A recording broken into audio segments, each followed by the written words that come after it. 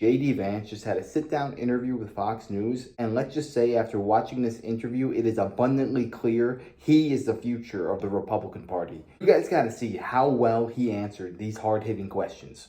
From what to expect in the months ahead for the economy, given the tariff discussions, to Elon Musk, to his status as President Trump's potential successor, and whether or not he wants that job. Here's our interview. Joe Biden came out and did an interview yesterday. He said that the famous Zelensky Oval Office confrontation was, quote, beneath America. What would you say to the former president? Well, I think it's rich for Joe Biden to comment on anything that we're doing when it comes to Russia and Ukraine, because, of course, under Biden's administration, Russia launched the full-scale invasion of Ukraine. And if we wanted to take advice from anybody on foreign policy, especially foreign policy in Europe, it would not be Joe Biden. So I wish Joe Biden the best. I don't really care what he has to say about American foreign policy, because so much of what he actually did was a total disaster. If we just did the opposite of what Joe Biden did, I think we'd have one of the most successful foreign policy administrations in a very long time. So he can spend his time on the beach or doing whatever Joe Biden does. We'll continue trying to fix the problems that he created. So sticking with Russia and Ukraine, yesterday you spoke with the Munich Security Conference here in D.C. Yeah. You said that Russia is essentially asking for too much in a deal to settle the war with Ukraine. So what do we do now? Do we walk away from this situation, or is it time to ramp up our military support for Ukraine? Well, we'll see what happens, of course. But look, we knew that Russia would ask for too much because the Russian perception of the war is on the ground. They're winning.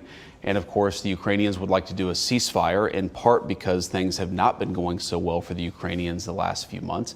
And our attitude is we don't want Ukraine to collapse. We obviously want Ukraine to remain a sovereign country, but Russia can't expect to be given territory that they haven't even conquered yet. And that's one of the things that they put down in that initial peace plan. So I actually think it's progress that they're even talking at all, the Russians and the Ukrainians. I think it's progress that they're putting concrete peace plans on the table. But we knew that the Russians' first offer would be too much. We knew that they would ask for more than was reasonable to give. That's how negotiations often work. I'm not bothered by that. What would bother me is if we conclude that the Russians are not engaging in the negotiation in good faith. And if that happens, yeah, we're going to walk away. The president's going to say, we're out of this thing. And what that's going to mean fundamentally, I think, is that both Russia and Ukraine are going to be left to settle this thing without the advice and without the mediation of the United States. I don't think that's good for anybody. I don't think it's good for us. I don't think it's good for Russia or Ukraine. But we can only lead these guys to the well. We can't force them to drink. And that's what the president has done. And I do think we've had some diplomatic breakthroughs. Again, the fact the Russians are offering a peace plan at all, that's a breakthrough. The fact the Ukrainians are offering a concrete proposal, that's a breakthrough.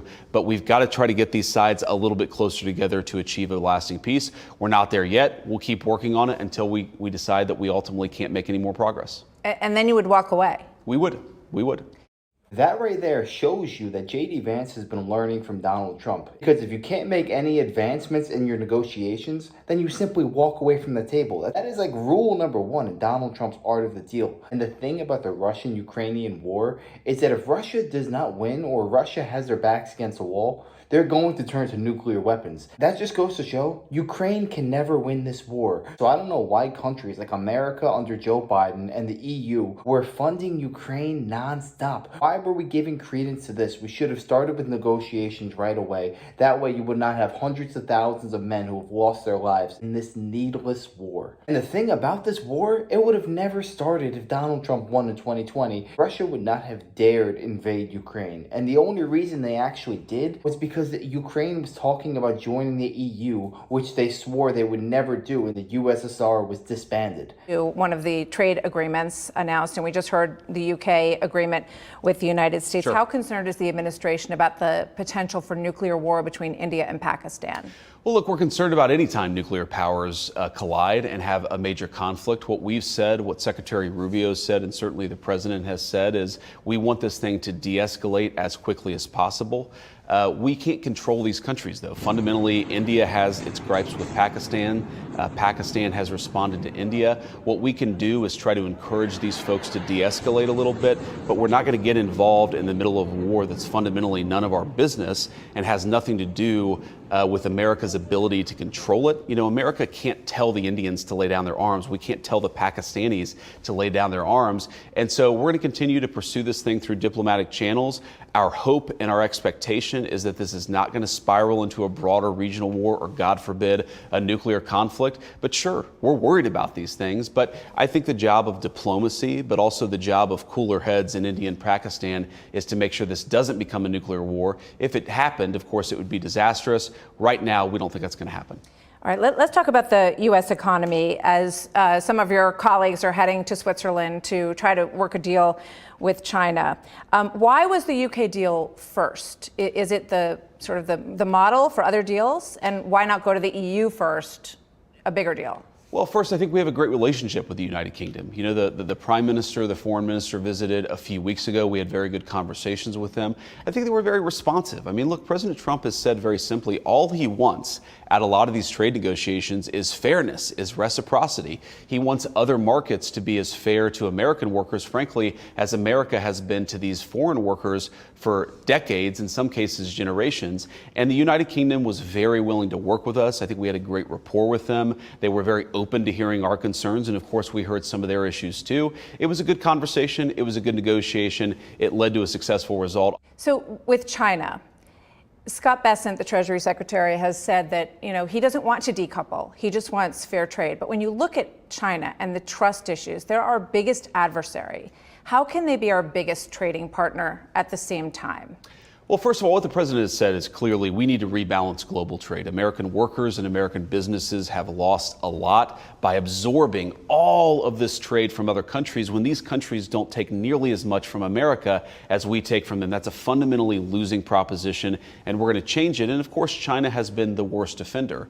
But I think that, look, what has happened right now, the last couple of months, is basically trade between China and the United States has stopped completely. The president has been very clear. He thinks that we have the cards, of course, because we take much more from China than China does from us. But we're going to have a conversation with them. We'll see where it leads. And ultimately, we just want to deal with any country, whether it's China or anybody else, that makes American workers and American businesses in a better position. We just want a fairer deal for American workers, and that's what President Trump is fighting for. I think that it's very achievable with a whole host of countries, but that's the guiding light.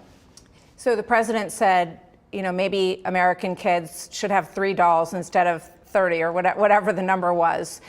Do you agree? Do you tell the people of this country that you need to make some sacrifices in order to reorganize this bad trade relationship? Well, I think the president's point here is that, yeah, we do need to become more self-reliant, and that's not going to happen overnight, and it's not always going to be easy, Martha. But what I'd ask people is not whether they want $2 or $5 or $20 for their kids. I'd ask American moms and dads, would you like to be able to go into a pharmacy and know that the drugs your kids need are actually available to you as an American parent? Would you like to, God forbid, if your country goes to a war and your son or daughter is sent off to fight, would you like to know that the weapons that they have are good American-made stuff, not made by a foreign adversary? What President Trump is talking about is bringing self-reliance back to the United States economy. We haven't had it pretty much in my entire life. Martha, we've lost jobs, we've lost supply chain, critical minerals, critical goods have been manufactured by our adversaries. All the president is saying is, wouldn't you like to live in a country that is self-reliant and strong again? And his policies are going to make that happen. And not only have we relied on other countries for our food supply, our drugs, our oil, also our entire energy grid. This is a matter of self-preservation. We cannot rely on other countries to protect us if stuff hits the fan. Because I'll tell you what, if China wanted to, they could knock out our energy grid overnight. This is a massive problem. And this is something that Trump recognizes, and he realizes that if we want to be a self-sufficient country and we don't want to be indebted to other nations, we need to make this this a priority. That's what JD Vance and Trump are doing. We can't rely on China, Canada, Mexico, all of these countries to keep us safe, because the best way to have peace in this life is to be as strong and powerful and self-sufficient as possible. And Trump and Vance want to ensure that the United States is ready and prepared for whatever may come in the future. How much pain, or how do you explain to the American people, look, this is the goal. We think it's a good goal for the country. But getting there, you have the Fed saying, we're not going to cut interest rates at this point, which the president said, he called Jerome Powell a fool on Truth Social last night for that assessment. But Powell is saying we need to make sure that unemployment doesn't go higher and that inflation doesn't go higher. And he's still concerned about those two things. What's your reaction to that? Well, first of all, I think the president's right about Jerome Powell. Jerome Powell, he's a nice guy, but he's been wrong about almost everything. He was way too late in combating the Biden inflation, and now I think he's way too late in actually helping us fight back against some of these ridiculous trade deals that have stolen the wealth of the American people. And so I think Jerome Powell's just wrong about that. But when you ask this question about pain, look, the real pain here, Martha, is that we inherited an economy that had the highest peacetime deficits in United States history. We had $34 trillion in debt and growing under Joe Biden's economy. And the president has been very honest with the American people. You don't get back to peace and prosperity by doing the same thing that you've done under the Biden administration, or frankly, that we've done in this country for 40 years. We've got to take this country in a different direction. We've got to renegotiate some of these trade deals. We've got to open up foreign markets to American-made things, and we've got to make our country more self-reliant. These are long-term big plays. I think they're going to make Americans richer and more prosperous. But yeah, this stuff doesn't happen overnight, as the president has said. So with regard to the debt, which you just pointed out, some conservative economists look at this one big beautiful bill and they say, gee, that's a lot of debt that is going to be added as a process, as part of this process. What do you say to them? Well, I'm skeptical of them. I talked to Kevin Hassett, who I think is probably the best conservative economist around. And what these guys underappreciate is that the best way to defeat our debt long term is growth. If we have an economy that's growing at 1% a year, there is no way out of the debt problem in the United States of America. If the economy is growing at 3 or even 4% a year, that is the way that you solve the problem. And so what this tax bill accomplishes fundamentally is it grows the American economy, I think, in the biggest way in a generation. Now, if you go back to the first Trump administration, Martha, you had a lot of economists who said the tax bill is going to lead to a reduction in federal revenue. The tax bill is going to blow up the debt. What actually happened is that revenues went up, and then, of course, until the COVID pandemic and then the presidency of Joe Biden, America's financial house was in much, much better shape than it was under the previous administration. So we know that these guys are skeptical. We know that a lot of them are skeptical of reshoring American manufacturing. We think that they're wrong. We think that we've tried their way of business for 40 years. It's led to high debt. It's led to poorer American citizens. It's led to young people who can't afford to buy a home in their own country. We're not going to do the same old thing that we've done and expect different results. We're going to try the Trump way, and I think it's going to deliver long-term prosperity for the country. Let me ask you about the improper payments that we've seen, because it feels that Elon Musk is sunsetting out of here, and he says he'll still be paying attention to the Doge issue. But, they found about $160-some billion in cuts, which obviously is great. It's a step in the right direction. But the original promise was $2 trillion, and there is still so much waste out there. So, the fraud that has been found, are we going to see people prosecuted for stealing American taxpayer money through the government? So first of all, yes, I think that we will, because there's been explicit fraud committed. And I talked to Pam Bondi about this. I know that she's working on building the case against some of these people who have committed absolute fraud on the American people. You're going to see some of those prosecutions over the next few years. But of course, people have their right in court, and Pam Bondi is going to do a real investigation, uncover the facts, and then file a lawsuit if she thinks that the facts warrant it. I think the facts will warrant it for a number of people. But on Elon, look, Elon's not disappearing. And you talked about $160 billion in savings. First of all, that's a lot. And second of all, nobody said that the work of Doge would only last 110 days, and that would be it. We think that there are a lot of fraudulent people claiming Medicaid or Medicare benefits, meaning illegal aliens, people who have no entitlement legally to be on those programs and are stealing from the American citizens who actually do deserve those programs. So we think there's a lot more waste and fraud that we can find. We think we're going to save the American people a lot more money. But look, if we stopped at $160 billion of pure waste and fraud, that would be an unbelievable increase in government efficiency. That's something to be proud of, but we're going to keep on working at it. All right, last question, because I know you have to go. The president was asked who his successor should be, and he mentioned you, what a fantastic job you're doing, he said. And in the next breath, he mentioned Marco Rubio. So, of course, the latest headline is Trump stokes Vance-Rubio competition. Are you rivals with Marco Rubio? Not at all. Look, Marco is actually probably my best friend in the administration. We hang out and talk all the time. He's doing a really good job. And, of course, I'm doing the best job that I can. My attitude on this is, Martha, the president's not going to name a successor 110 days into his administration, nor should he. We have to do a good job for the American people. And if we do that, the politics will take care of themselves. But now that you've been this close for 100 days, can you see yourself in that job? I can see myself doing a really good job for the next 1,100 days, and then the American people can figure it out from there. All right, we'll take. I don't care what anybody says. J.D. Vance is the man for 2028. Ideally, I like Trump to run again, but I know that's probably not possible. I just want to say, that was a perfect answer right there. I'm not interested in that. I want to work for the American people now. They elected me as their vice president, and so I have a lot of work I have to do. And whoever America decides to run as president in 2028, that's their being. That's who they decide. All I want to do is do right by you guys right now, while I still have this opportunity as your vice president. That is a classy, professional guy right there. You gotta tip your hat to somebody like that, because you know if Mike Pence were in that same situation, he'd be saying, oh yeah, that is something I would really like to do. I think I would be good at this position.